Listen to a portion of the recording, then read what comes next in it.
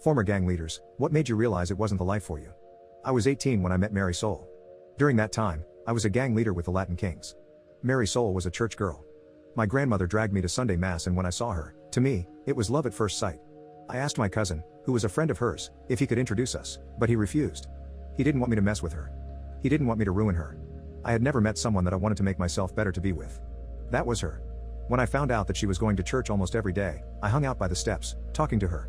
I always walked her to and from church. She made me feel like there was more to the Latin Kings. One thing led to another, and we ended up going on a date. I felt great. For a year, I pushed myself away from the gang life, got my GED, became a regular churchgoer, and was thinking about the future when I got unintentionally pulled back in. I was at a store and ran into someone that I used to have problems with. They were running their mouths and I tried to ignore it, I swear I did. I just let them talk and I walked away, but then I got stabbed in the shoulder blade. The pain hadn't hit yet, and I lost my mind. I beat the hell out of them. I got arrested, and suddenly, it was like the crap I did to make my life better vanished. Mary Soul was pissed at me, my grandmother kept bringing up my past mistakes, and my cousin was telling me that he knew that I wasn't going to change. My public defender saw me trying to better myself and by the grace of God, got me off after a month in lockup. Despite being angry with me, Mary Soul did visit me almost daily.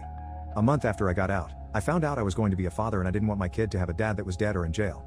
We eloped, I went to a trade school to become a mechanic, and I busted my butt for my future family. When Luna was born, it was almost the worst day of my life. Mary Soul wouldn't stop bleeding. She went into shock and they had to give her a double hysterectomy. She was in the hospital for months and Luna became my world. I wanted her life to be the best.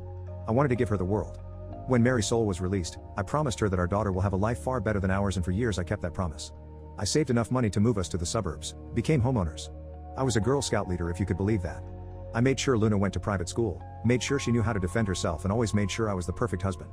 I didn't know my parents. Didn't have a positive male role model in my life, so I didn't know what a healthy relationship looked like. That's a lie. TV dads were my male role models and I mimicked them and the marriage they had on TV. As the years went by, I owned my own garage, my cousin became a pastor. But still, my grandmother was still a pain in my ass. My relationship with my wife was stronger than ever. I made sure I kept my prison body. Luna hated me. She didn't want me to hug her. She rolled her eyes every time I told her I loved her. Ignored me when I asked her about her day in school. It hurt me far beyond words. For 2 years, it was like that. So for her quinceañera, I wanted to go all out.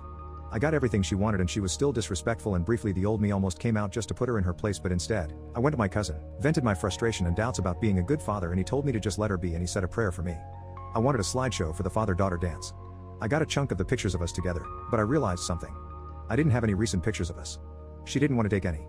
The last time I had pictures of her and I smiling with me was on her 13th birthday, and those were on my daughter's broken tablet. I took that tablet, went to a repair shop and asked for it to be fixed. I didn't care about the cost. I needed that tablet fixed. After a day and $300, the